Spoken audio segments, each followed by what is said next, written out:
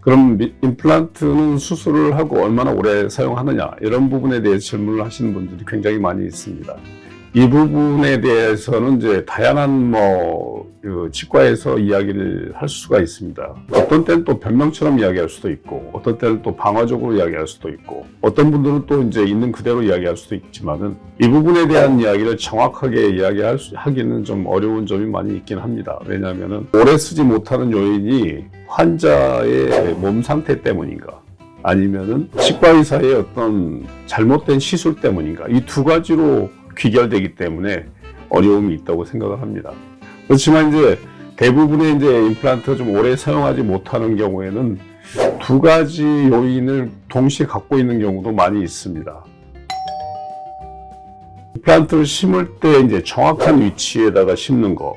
예를 들어서 이제 뼈가 있다면은, 뼈가 이렇게 두께가 있다면 뼈의 중심에 정확하게 심었을 때 임플란트가 유지될 수 있는 그런 힘이 훨씬 더 좋습니다. 그리고 깊이도 마찬가지입니다. 임플란트도 정확한 깊이가 심어졌을 때 문제가 생길 가능성이 훨씬 적습니다. 그래서 이런 부분들은 이제 치과에서가 얼마나 잘 임플란트를 치료 계획을 하고, 그 다음에 CT를 통해서 진단을 하고 정확한 위치에 정확한 깊이만큼 심느냐가 또 핵심이 될 수가 있습니다.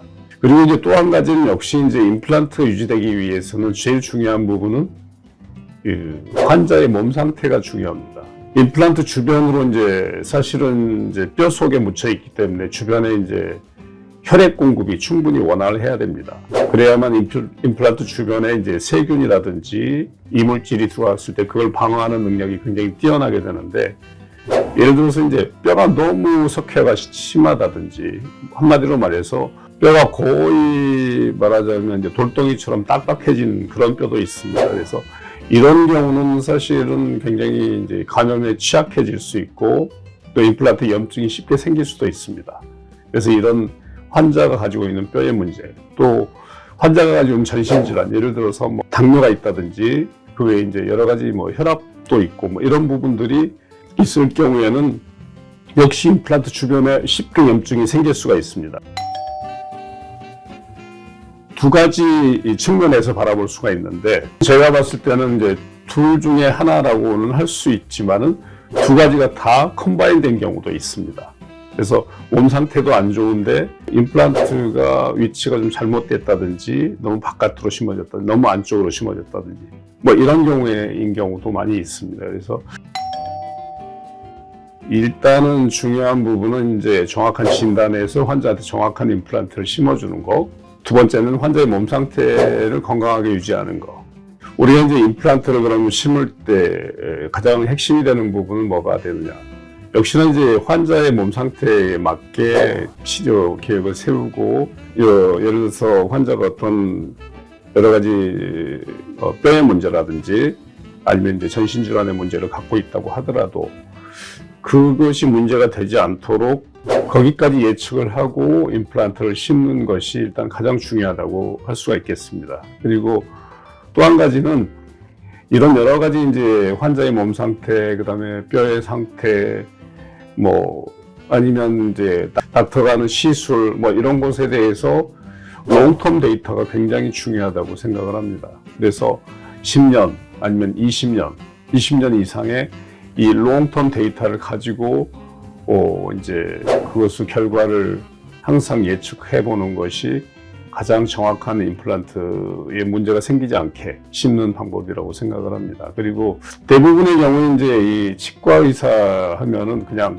임플란트 심는 방법이 천편일률적으로 정해져 가지고 그냥 뼈에다가 갖다 심고 그다음에 결과적으로 그것을 보초를 해주면 끝난다고 생각하지만, 롱텀 데이터, 예를 들어서 10년, 20년 이렇게 지나가면서 그 환자가 그 임플란트를 계속 유지할 수 있는 그런 힘, 이런 부분을 사실은 닥터 입장에서는 계속해서 체크를 해야 됩니다. 어떤 환자는 20년을 썼는데 멀쩡하다. 또 어떤 환자는 10년을 못 썼는데 문제가 생겼다. 이런 부분을 항상 분석을 하고 그 부분을 보완할 수 있는, 환자의 문제든 아니면 닥터 본인의 문제든 이런 부분을 끊임없이 계산해 나가려는 그런 노력들이 가장 핵심이라고 할 수가 있겠습니다.